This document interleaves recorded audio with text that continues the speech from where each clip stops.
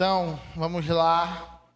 Boa noite a todos, graça e paz da parte de Deus. Dizer que é muito feliz de estar aqui essa noite para de alguma forma estar trazendo uma mensagem da parte de Deus para a igreja, né? Antes de começar propriamente dito a mensagem, eu queria dizer, né, que sexta-feira, né, começa o Kingdom Connection. Estejam orando pela juventude, orando pelo pastor Jorginho, orando pela juventude da igreja, orando pelos palestrantes, né, para que tudo ocorra bem, né, para que tudo ocorra da maneira mais sóbria, sensata, tranquila, né? Sabemos que nesses momentos estamos numa batalha espiritual, né? Antes de mais nada, é uma batalha espiritual e que nós temos que vencer essa batalha de joelhos, né?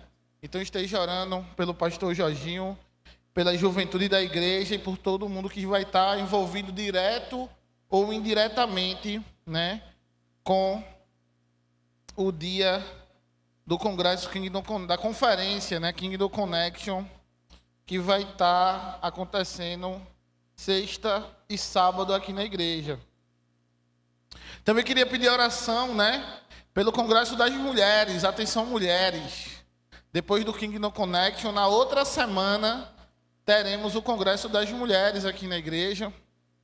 Então, de alguma forma, estejam orando pela liderança das mulheres, orando pelas várias preletoras que já estão confirmadas, né, para que tudo ocorra de maneira também a glorificar o nome do Senhor. E antes de mais nada, né, dizer que é muito desafiador para mim estar aqui nesse momento, depois de uma direção tão maravilhosa quanto a da irmã Vanusa e os louvores tão bem conduzidos pela irmã Júlia, né?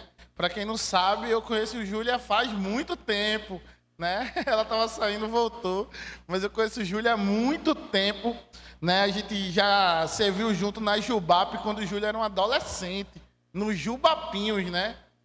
Antes disso, né? E aí eu fico muito feliz, né, de ver Júlia hoje uma jovem, né, seminarista, né, e dando a sua vida aí, servindo ao Senhor. Faz algum tempo que Júlia já está aqui tocando nas quartas-feiras, mas eu nunca tive a oportunidade de dizer isso e estou dizendo agora. Júlia, eu louvo muito a Deus pela sua vida e como você se conduz ministerialmente, tá bom? Mas, sem mais delongas, né, minha esposa já chegou, graças a Deus. Posso pregar tranquilo agora. Vamos abrir as nossas Bíblias lá em Atos, capítulo 1, versículo 8. É um versículo muito conhecido, é uma passagem muito conhecida, né? E nós vamos tentar, de alguma forma, nesses 30, 40 minutos aqui, trazer da parte de Deus uma mensagem sobre esse versículo que já é tão conhecido da igreja, né? Quem achou, diga achei. Achou? Amém. Vamos lá. Atos, capítulo 1, verso 8, diz assim: mas recebereis poder quando descer sobre vós o Espírito Santo, e serei minhas testemunhas, tanto em Jerusalém, como em toda a Judéia, Samaria e até os confins da terra. Vamos orar mais uma vez, baixar as nossas cabeças, fechar os nossos olhos e nos conectar com Deus. Pai, obrigado por esta noite, obrigado pelo momento que já vivemos antes do culto, né, com pedidos, orações, agradecimentos. Colocamos todos os pedidos colocados aqui, Senhor, em teus pés, em tua presença, para que o Senhor faça de acordo com a sua vontade nas nossas vidas, para a honra e glória do teu nome. Obrigado por tudo que tu tens feito nas nossas vidas, Senhor. Até os desafios mais profundos. Sabemos que o Senhor jamais nos abandonará. Continua conduzindo a nossa igreja, continua conduzindo, Senhor, o nosso ministério para a honra e glória do teu nome. Que neste momento, Senhor, eu seja reduzida a nada aqui neste lugar. Que eu seja apenas um instrumento em tuas mãos para estar pregando a tua palavra, que é viva e eficaz.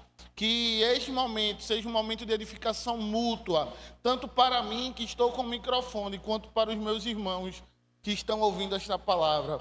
Abençoa, Senhor, cada família aqui, e que a gente entenda que sem o Espírito Santo nós não podemos fazer nada, seja aqui na igreja, seja fora dela, pois o Espírito Santo, ele nos conduz e ele deve nos conduzir para os excelentes lugares que tu espera. Obrigado por tudo, essa é a minha oração em nome de Jesus. Amém. É muito sério pregar sobre o Espírito Santo. É muito sério. Pregar qualquer tema é desafiador, né? Você preparar uma ministração. Eu estava conversando com um amigo meu por esses dias, né? Pastor Tomás Severo. Estava conversando com ele dizendo assim: qualquer pregação que a gente for fazer, qualquer pregação sobre qualquer tema, a gente tem que sentar no mínimo a quantidade de tempo que a gente vai pregar para preparar a pregação. Ou seja, essa pregação aqui vai ter 40 minutos. Eu tive que sentar mais de 1 hora, quase 2, 3 horas para prepará-la. Porque pregar é algo que demanda um tempo de preparação, seja na oração, seja na instrumentalidade da palavra. E pregar sobre o Espírito Santo é mais desafiador ainda. Por quê? Porque hoje, infelizmente, a igreja não reconhece e não conhece o que é o Espírito Santo. Infelizmente, nos últimos anos, a igreja ela tem errado a forma de entender o que é o Espírito Santo. Infelizmente, nos últimos tempos, o Espírito Santo ele tem se reduzido a uma questão mística que muitas vezes não revela aquilo que está na Bíblia.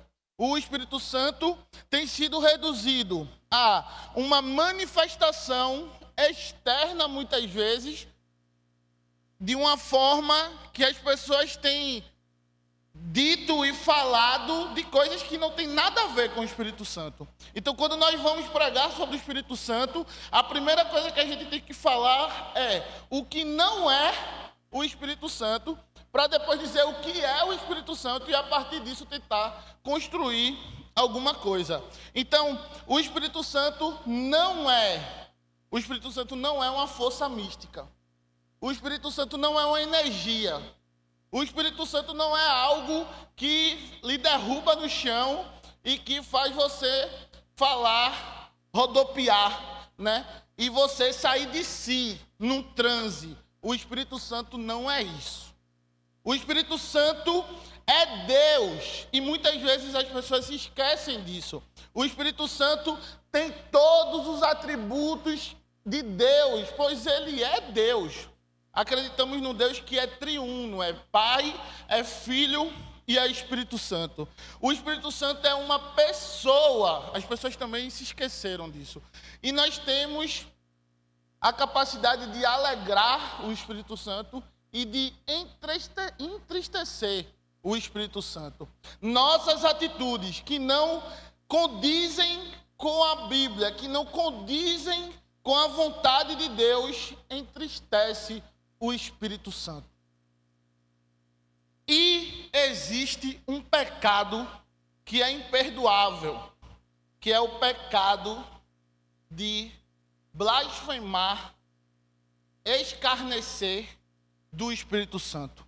Então também nós não podemos esquecer disso, que tratar o Espírito Santo como algo que ele não é um pecado imperdoável.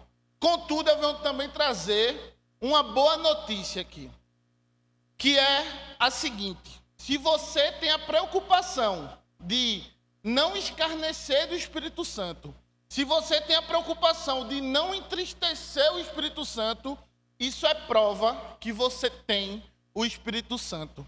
Porque se você não tivesse, isso não seria uma preocupação da sua vida. Então, se você tem preocupação de dizer assim: eu quero agir de acordo com o Espírito Santo de Deus, eu quero agir conforme a vontade do Espírito Santo, Eu não quero entristecê-lo, eu não quero blasfemá-lo. Isso já é algo muito bom, porque pessoas que não têm o Espírito Santo não se preocupam com essas coisas. Dando esse panorama geral do que é o Espírito Santo e do que não é o Espírito Santo, agora a gente pode ir para o nosso texto. Esse texto, qual é o texto mais importante do Novo Testamento? Alguém quer responder aqui? Um de cada vez, por favor. João 3,16.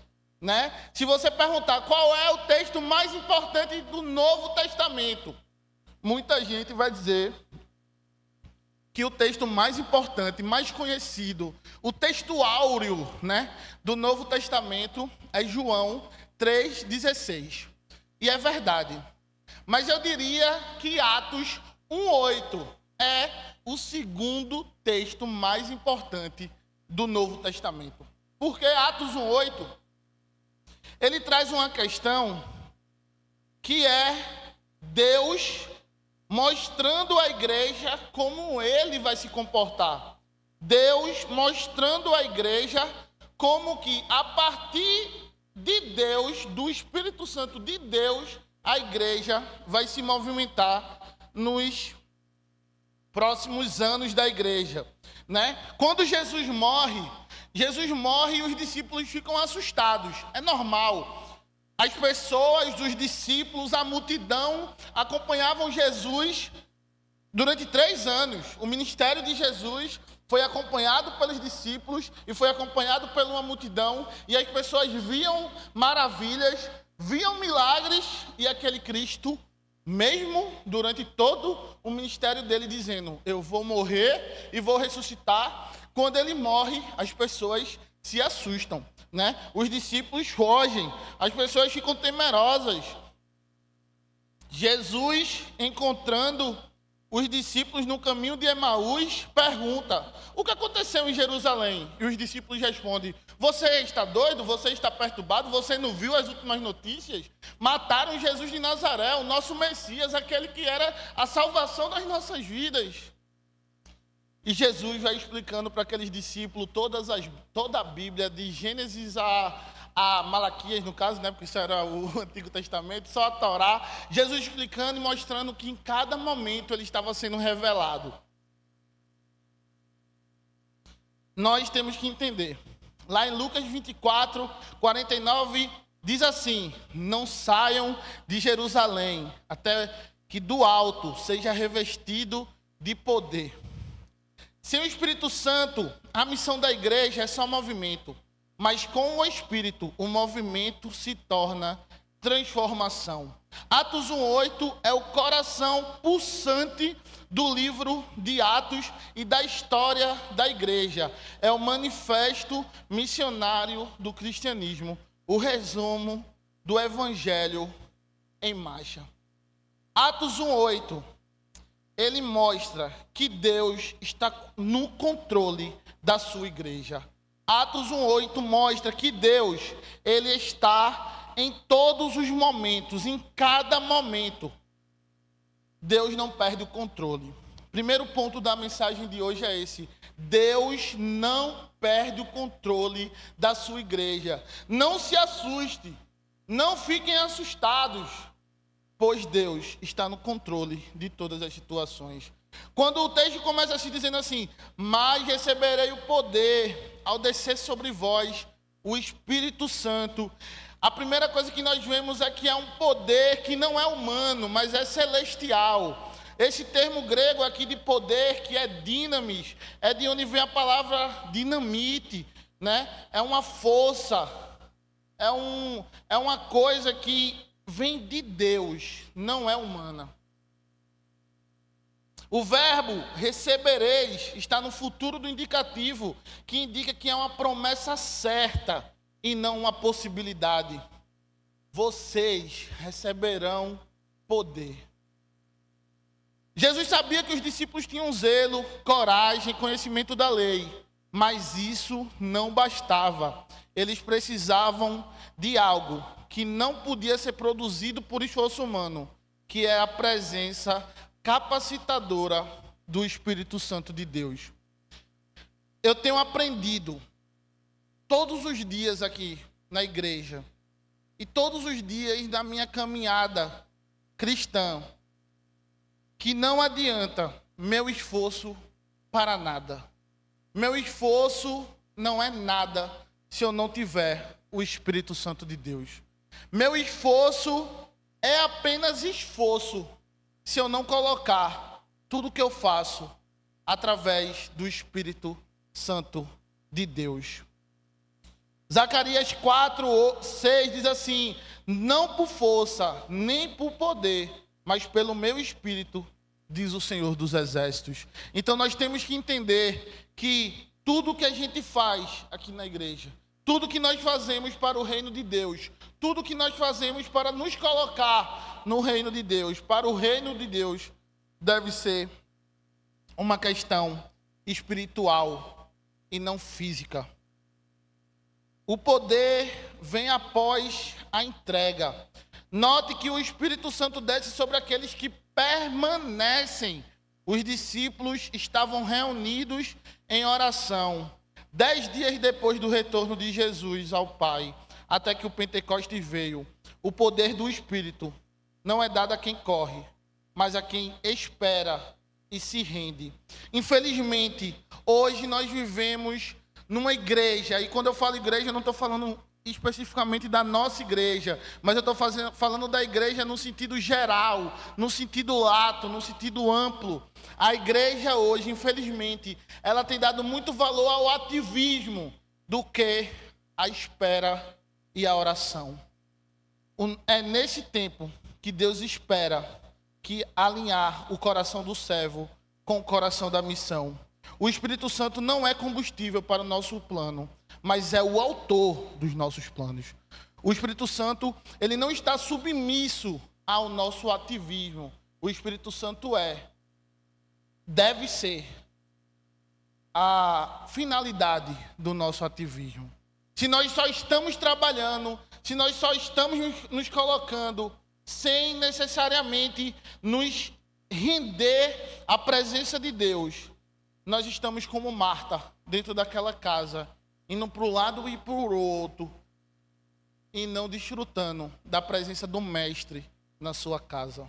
Infelizmente, nós temos vivido esta vida onde a proclamação do reino de Deus tem que estar ligada a uma atividade ou a um evento. Nós não podemos esquecer que o Espírito Santo, ele veio quando a igreja estava rendida em oração. O terceiro ponto desse primeiro ponto, esse terceiro ponto do primeiro ponto, é o que o poder transforma o homem comum em um instrumento sobrenatural.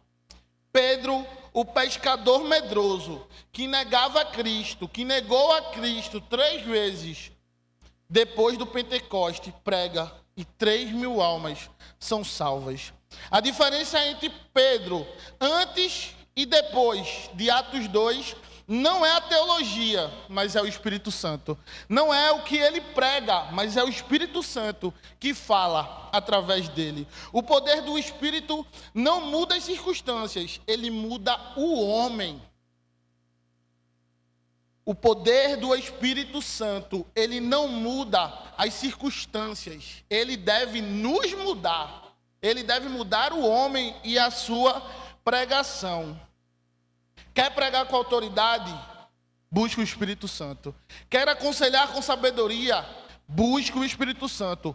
Quer suportar as lutas do ministério? Meus irmãos, como o mês de setembro foi difícil para mim. Como o mês de setembro foi um mês de lutas, de dificuldades, de desafios. Em algum momento, eu até pensei em desistir. Mas uma coisa que eu orando a Deus, eu entendi que Ele estava de alguma forma falando comigo, é que nesses momentos de luta, nós devemos buscar o Espírito Santo. Sem o Espírito Santo, o servo desanima. Com o Espírito, o servo se torna uma chama viva. O Espírito Santo, ele não é acessório da nossa missão. Ele deve ser o motor das nossas vidas. Assim como está escrito lá, dinamite, nós devemos ter esse motor diariamente nas nossas vidas. Se eu pudesse voltar para a introdução, onde eu estava explicando o que era e o que não era o Espírito Santo, eu deveria ter dito que o Espírito Santo não é acessório, não deve ser acessório nas nossas vidas, mas ele é o motor, ele deve ser o motor do nosso dia a dia. No segundo ponto, o Espírito Santo, ele é a identidade da igreja. Porque ele diz assim: descerá sobre vós o Espírito Santo e sereis minhas testemunhas. O termo testemunha aqui é do grego martíris, que deu origem à palavra Marte. Ser testemunha no contexto de Atos não é apenas falar de Cristo, mas é viver e morrer por Ele. A igreja nasceu sobre o fogo do Espírito e sobre o sangue dos mártires. A verdadeira proclamação do Evangelho não vem de quem tem boa retórica, mas de quem carrega as marcas de Cristo no corpo e na alma. Apenas boa retórica, apenas beleza estética, apenas status e poder não proclamam o verdadeiro evangelho. Mas o que proclama o verdadeiro evangelho é como está escrito lá em Gálatas 6,16, é quem carrega as marcas de Cristo no seu corpo e na alma. Antes de pregar, os discípulos precisavam ser moldados. Pedro foi quebrantado. Tomé precisou tocar nas marcas. E João aprender a amar. O Espírito os formou antes de os enviar. Muitos querem ser vozes proféticas, mas sem vida piedosa. Muitos querem ser mensageiros, mas sem comunhão. Mas só há autoridade quando há santidade. Pois em Romanos 8,14 está escrito: os que são guiados pelo Espírito de Deus são filhos de Deus. Eu, nesse final de ano, tenho meditado muito nas cartas de Paulo. E eu até compartilhei nas minhas redes sociais uma devocional acerca de 1 Coríntios capítulo 1. 1 Coríntios capítulo 1 é uma pedrada na cara da gente. Pois ele vai dizer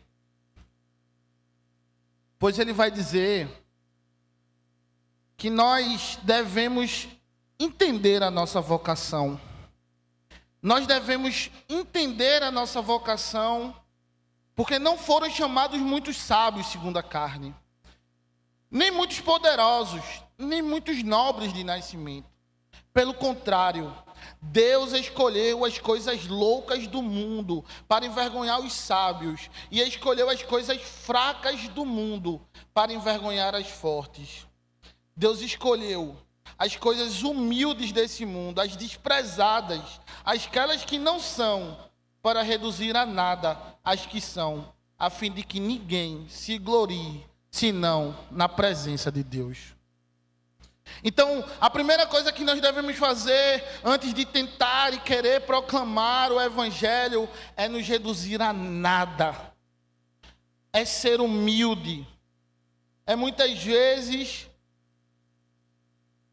ter uma postura de humildade, pois Deus escolheu essas coisas.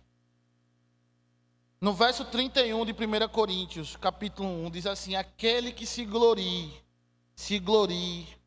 no Senhor. Em 2 Coríntios capítulo 3, verso 2, Paulo escreve: nossa carta sois vós, escrita em nosso coração, conhecida e lida aos homens. O mundo lê as nossas vidas antes de ouvir a nossa pregação.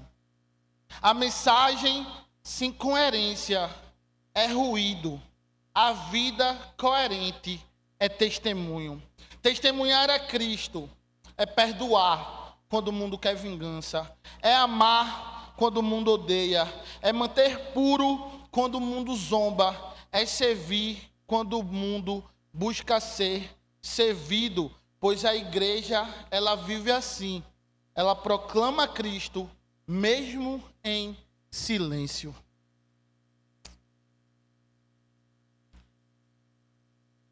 Deus estava no controle, o Espírito Santo estava no controle da igreja. Em Atos 4:13, a gente vê que Pedro e João, ao serem presos, eles debatem de frente com os líderes judeus.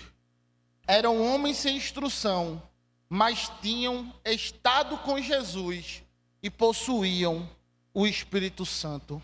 O poder do Espírito transforma o tímido em testemunha, o duvidoso em discípulo, o fraco em proclamador da verdade. Nós não somos escolhidos, meus irmãos, pelos nossos méritos. Nós não somos escolhidos pelo poder que nós temos. O Evangelho é graça de Deus. O Evangelho é misericórdia de Deus. E só através do Espírito Santo nós podemos proclamar a Cristo de maneira verdadeira. E para encerrar, o alcance da missão é universal. Tanto em Jerusalém, como em toda a Judéia, Samaria e até os confins da terra. A missão cristã é progressiva e abrangente. O texto mostra um mapa espiritual e geográfico na expansão da igreja. Em Jerusalém é onde tudo começa. Nosso lar, nossa família, nossa comunidade. Isso é muito importante.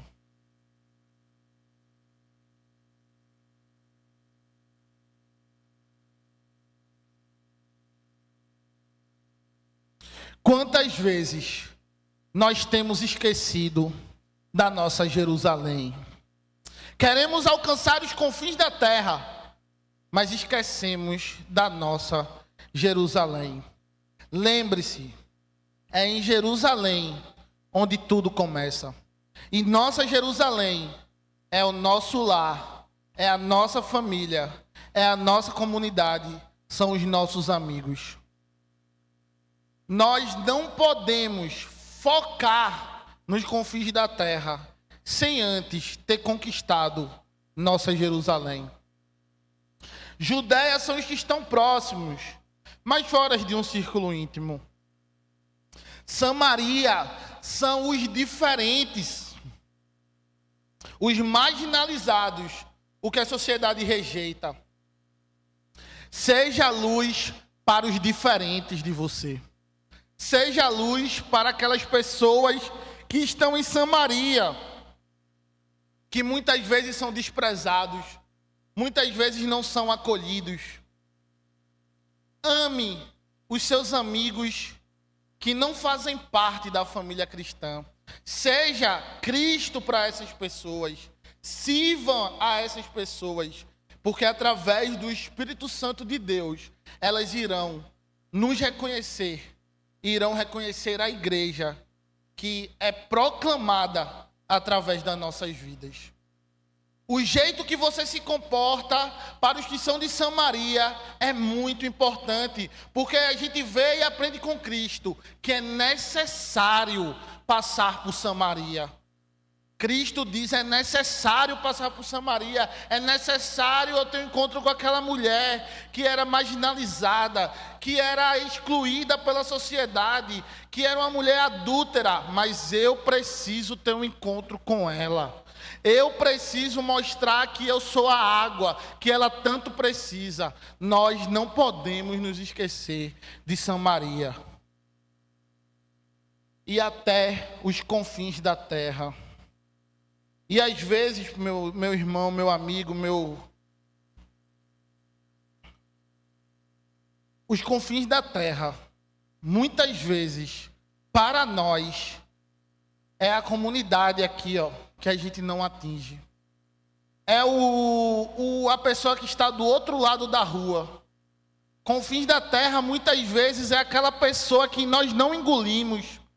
Confins da terra, muitas vezes, é aquela pessoa que nós não suportamos. Às vezes, esse é o nosso confins da terra. Cada um de nós temos um confins da terra dentro de nós. E nós devemos esquecer de tudo isso para proclamar o Evangelho de Cristo através do Espírito Santo. Jesus está mostrando que o Evangelho é centrífugo. Ele começa de dentro, mas se espalha até os limites do mundo. Em Atos 8, Filipe prega em Samaria. Em Atos 10, Pedro prega para um Cornélio, um gentio. Em Atos 13, Paulo é enviado aos gentios. Cada movimento do Espírito Santo é abrindo as portas da graça. O Espírito Santo, além de tudo, ele é missionário. Ele não se limita a culturas, raças, fronteiras, opção política. Ele expande o reino onde Cristo é proclamado. Nossa Jerusalém e nossos confins da terra, hoje é a nossa igreja, a nossa casa, o nosso bairro. Nos presídios, nas periferias, nas universidades, nas redes sociais, as pessoas precisam ouvir o Evangelho de Cristo. Você é chamado para proclamar a Cristo onde você estiver. No trabalho, na escola, na vizinhança. E o mais importante da noite de hoje, a missão não é apenas geográfica, a missão é relacional. Todo encontro é uma oportunidade missionária. Como a gente aprendeu com o pastor William Salgado, às vezes colocar gasolina é só um artifício para você pregar a palavra de Deus. Às vezes pegar um elevador, né? Às vezes eu e Gabi pego o elevador lá do prédio e eu não sou a pessoa mais simpática do mundo. Mas às vezes eu fico tentando forçar uma conversa ali, né? A Gabi tá tentando colocar em prática a mensagem do pastor William Salgado, né? Eu fico, mas você é totalmente... Eu sempre falo do tempo, sempre falo do esporte, sempre falo de alguma coisa assim, né? Mas a gente tem que entender que todo encontro é uma oportunidade missionária. Se o Espírito habita em nós, o mundo é o nosso campo de missão. Não tem limites. Atos 1:8 não é apenas um versículo bonito. É a convocação mais alta da igreja. É o eco da voz de Cristo ressuscitado, dizendo assim, e preste atenção, ele disse lá e ele está dizendo aqui nesta noite, ide, mas ide cheio do Espírito Santo. Não é de qualquer forma, meus irmãos. É uma coisa que tem que ficar claro aqui nesta noite. Não é de qualquer forma, não é de qualquer jeito. Nós temos que ser cheios do Espírito Santo. Sem o Espírito Santo, a nossa missão é um fardo. Com o Espírito Santo, a nossa missão é um privilégio. Não importam as dificuldades, não importam os desafios, Não importa o quão difícil esteja sendo, mas quando nós estamos com o Espírito Santo de Deus, a nossa missão é um privilégio, o nosso chamado é um privilégio, a nossa vocação é um privilégio. Mas lembrando, é um privilégio gracioso e misericordioso. Não saiam daqui dizendo, o pastor falou que a minha missão é um privilégio, eu mereço, eu sou muito bom. Não estou dizendo isso. Com o Espírito Santo, a nossa missão é um privilégio gracioso da parte de Jesus Cristo. Só para recapitular, o poder vem do Espírito e não de homens. O testemunho é o coração da missão e o alcance é o mundo inteiro. Quer ver o avivamento? Busque o Espírito Santo. Quer ver conversões? Pregue a Cristo. Quer ver transformação? Viva com testemunho. Uma igreja sem o Espírito é um museu de memórias. Uma igreja cheia do Espírito é movimento do poder de Deus. Que esse mesmo Espírito que desceu em Pentecoste sopre sobre nós, reacendendo o fogo da proclamação, para que o mundo veja que Cristo em nós é a esperança da glória. Que Deus nos abençoe.